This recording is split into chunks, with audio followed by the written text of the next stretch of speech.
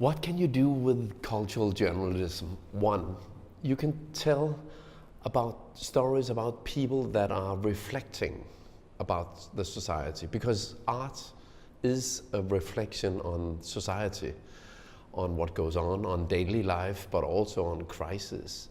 And artists, whether they do films or do music or are actors or script players, whatever they are reflecting on society. So if you communicate through cultural journalism, art, you are reflecting on society. That's an advantage. That's number one. What can you do with cultural journalism? Number two, you can actually, as a journalist, lean on to the creative part of art, whether it's film or music or literature, a book.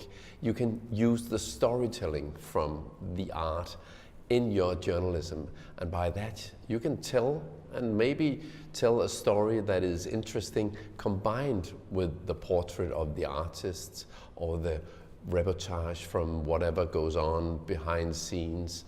So you are kind of borrowing the storytelling part from art. That makes cultural journalism, for me at least, more interesting to work with.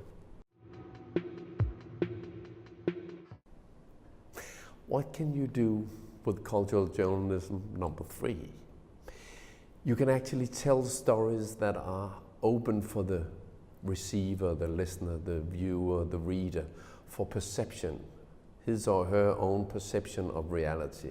It's not attitudes, it's not politicians saying this or that.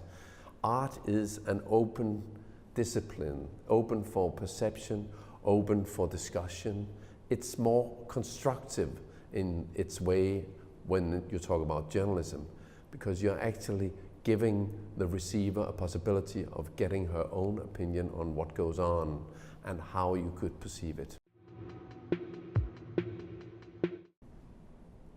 What can you do with cultural journalism? Number four, all art has to do with a personal motivation, a personal story. An artist, a screenplay, a writer, a musician that wants to address something or has an inspiration that he or she wants to communicate.